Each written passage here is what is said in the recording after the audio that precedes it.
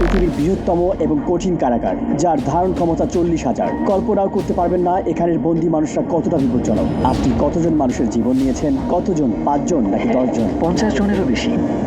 MS-13 এবং অন্যান্য gang, এরা হচ্ছে জানোয়ার, এগুলো মানুষ নয়। সিকটে স্বাগতম। এল সালভাদরে নির্মিত পৃথিবীর বৃহত্তম কারাগার, যা নির্মিত হয়েছে পৃথিবীর সবচেয়ে গুরুতর অপরাধীদের বন্দী করতে। যারা এখানে প্রবেশ করে তারা জীবদ্দশায় আর বের হতে পারে না।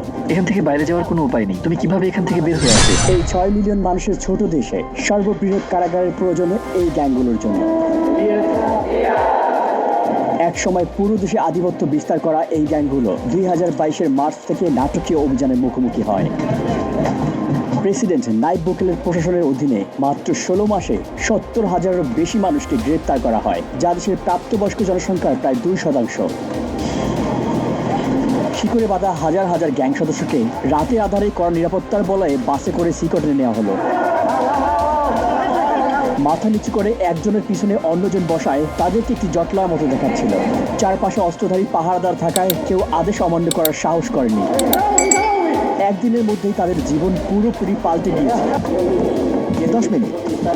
2022 সালে নির্মিত এই বিশাল কারাগারটি 8টি পৃথক মজুল নিয়ে গঠিত, যা 410 একর জমির উপর অবস্থিত। প্রতি জোড়া মজুল 2টি পৃথক 3 মিটার উচ্চ দেয়াল দ্বারা ঘেরা, যার মধ্যে রেজার ওয়ার দেওয়া রয়েছে।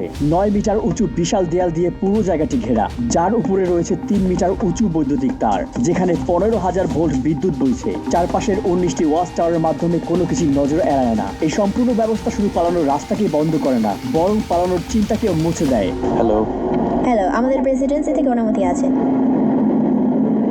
এই এলাকাটি নিরাপত্তা দিতে 600-এরও বেশি সৈনিক এখানে কাজ করছে। এই উচ্চ ক্ষমতা সম্পন্ন এক্স-রে স্ক্যানারটিতে হাড় এমনকি শরীরের অঙ্গ প্রত্যঙ্গ দেখা যায়। এটি মূলত নতুন বন্দীদের স্ক্যান করতে ব্যবহার করা হয়, এটা নিশ্চিত করতে যে কেউ নিষিদ্ধ কোনো বস্তু বহন করেছে কিনা। তারা জিনিসগুলো কিনে ফেলত অথবা পথ বা পথে করে নিয়ে আসার চেষ্টা করত। Micro SD memory card, microchip এবং শুধু এগুলোই নয়, এমনকি ফোনের চার্জার। গার্ডরা মাস্ক পরে কারণ তারা এখানে খুবই ঝুঁকিপূর্ণ কাজ করছে, আর যদি তাদেরকে চিনে ফেলে তাহলে শহরে ভ্রমণ করা ঝুঁকিপূর্ণ হয়ে পড়বে। কারণ এই গ্যাংগুলোর অনেক বেশি পরিচিত লিঙ্ক রয়েছে, তাই তারা পরিচয় গোপন রাখে। যখন অপরাধী রাস্তায় ধরা পড়ে তাদের আইডি থাকে না এবং তারা নাম বলে না। এই কারণে তাদের ফিঙ্গারপ্রিন্ট এবং ছবি তুলে সিস্টেমে নিবন্ধন করা হয়। একবার সিকটের স্থায়ী সদস্য হলে বন্দীদের বাকি জীবনের জন্য প্রিয়জনদের সাথে সকল যোগাযোগ বিচ্ছিন্ন হয়ে যায়, কারণ পরিবার পরিদর্শন একেবারে নিষিদ্ধ। এটাও জানা গুরুত্বপূর্ণ যে বড় অভিযান পরিচালনার সময় কিছু নির্দোষ মানুষকেও ভুল করে এখানে বন্দী করা হয়েছে। এখানে নো কন্টাক্ট নীতির কারণে তাদের পরিবার জানেও না তারা কোথায় আছে বা আদৌ বেঁচে আছে কিনা। কারো কারোর জন্য এই ডকুমেন্টারি হতে পারে তাদের হারিয়ে যাওয়া প্রিয়জনকে দেখার প্রথম সুযোগ। আমরা T65 রাইফেলের মতো অস্ত্র ব্যবহার করি, যা M16 রাইফেলের মতো। আমাদের কাছে আরো একটি অস্ত্র আছে, যা হলো 12 গেজ শটগান। একটি সিগ শাওয়ার রাইফেল সংকীর্ণ স্থানে আমাদের চলাফেরা সহজ করে। যখন অপরাধীদের বন্দী করে বাসে নিয়ে যাওয়া হয়, তাদের চলাচল সীমিত করতে এবং আক্রমণের ঝুঁকি কমাতে হাত করা এবং শিকল পরানো হয়। বিদ্রোহ সুরক্ষা গিয়ারের মধ্যে রয়েছে head protection, face shield, leg protection, anti trauma vest, leg protector, শিং গার্ড এবং সর্বোপরি ঢাল। সাধারণত কারাগারে বন্দীরা যে কোনো ধরনের হাতে তৈরি অস্ত্র তৈরি করে, যেমন সুচ, ছুরি। তারা সম্পূর্ণ সুরক্ষিত। বাইরের হস্তক্ষেপ রোধ করতে সিকট তার নিজস্ব অবকাঠামো নিয়ে একটি বিচ্ছিন্ন এলাকা নির্মিত হয়েছে, যার মধ্যে রয়েছে এবং পয়ঃনিষ্কাশন ব্যবস্থা। দুর্ঘটনাবশত বিদ্যুৎ এবং পানি সরবরাহ বন্ধ হলে সিস্টার্ন এবং পাওয়ার প্ল্যান্টগুলো 1 সপ্তাহ পর্যন্ত কার্যক্রম চালু রাখতে সক্ষম।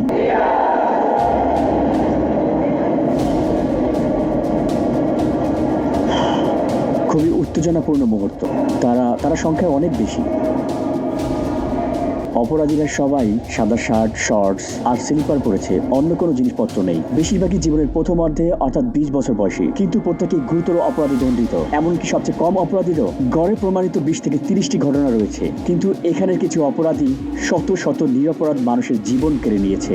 মেগা কারাগারের 8টি মডিউলের প্রতিটি 32টি সেল নিয়ে গঠিত। প্রতিটি সেলে প্রায় 80 জন বন্দী থাকে, তবে এই সংখ্যা 150 পর্যন্ত পৌঁছতে পারে।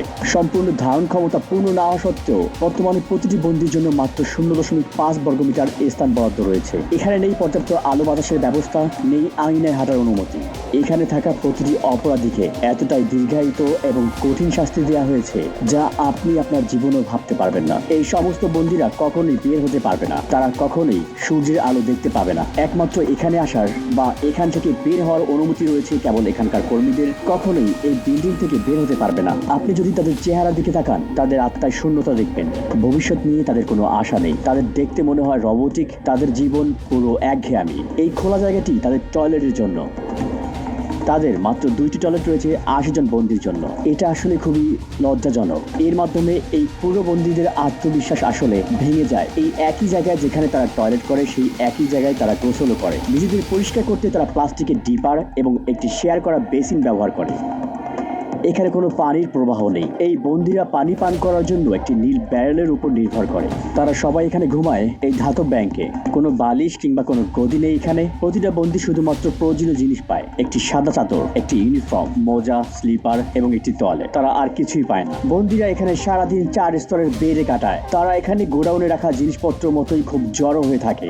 স্বাস্থ্য এবং শৃঙ্খলা রক্ষার অংশ হিসেবে বন্দিরা 2 সপ্তাহ পর পর শেভ করে। এছাড়াও লম্বা চুল বা দাড়িতে তারা বস্তু লুকিয়ে রাখতে পারে। একবার দেখা যাক, শার্ট খুলে এখানে লাইন ধরে দাঁড়ান।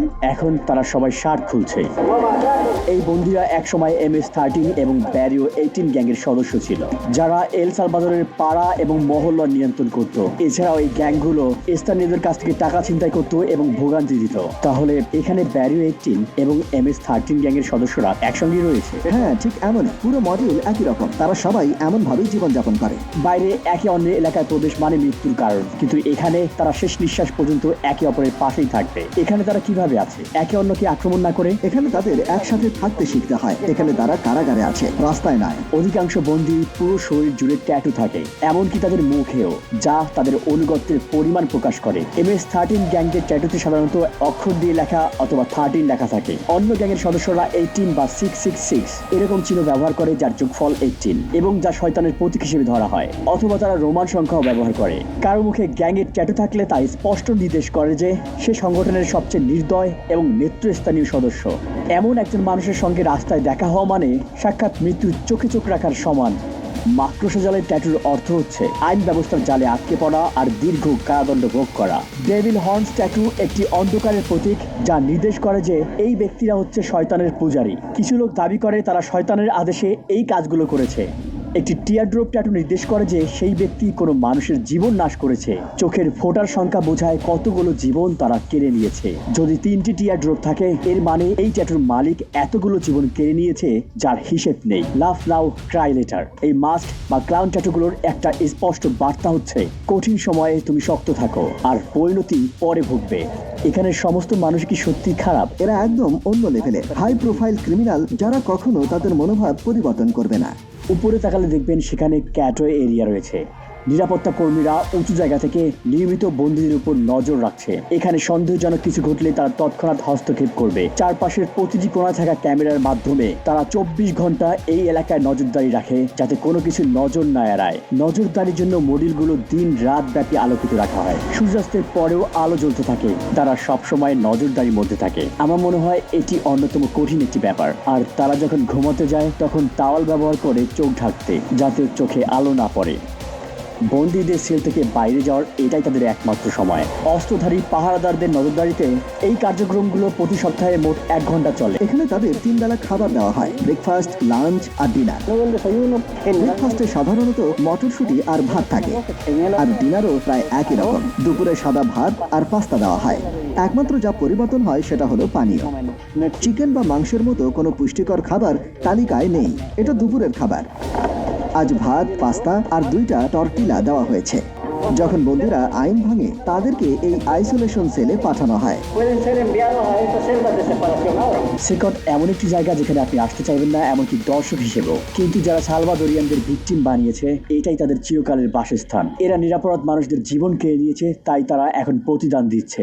সালভাদোর সরকারের স্পষ্ট বার্তা: এখানে অপরাধ সহ্য করা হবে না এবং এর শাস্তি হবে কঠিন। চরম বিশৃঙ্খলার কারণে একসময় সালভাদোর সবচেয়ে বেশি মৃত্যু হারের দেশ ছিল, আর ওই সময়ের প্রতি 1 লক্ষ মানুষ মানুষের মধ্যে 104 জন প্রতি বছর তাদের জীবন হারাতেন। পূর্ববর্তী প্রশাসন এই গ্যাংগুলোর সাথে শান্তি চুক্তি করতে রাজি হয়েছিল, কিন্তু তা শৃঙ্খলা আনতে পারেনি।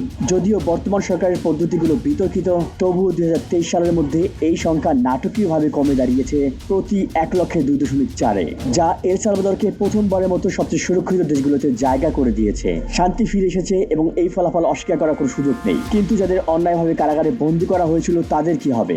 বিশৃঙ্খলা নিয়ন্ত্রণ করতে এটাই কি সঠিক ন্যায় বিচার? আর এটা কি স্থায়ী সমাধান নাকি অস্থায়ী সমাধান? এখন পর্যন্ত এই উত্তর স্পষ্ট নয় এবং সমস্ত পৃথিবী তাকিয়ে আছে। ডকুমেন্টারি দেখার জন্য ধন্যবাদ। সাবস্ক্রাইব করতে ভুলবেন না। দেখা হবে নতুন ভিডিওতে।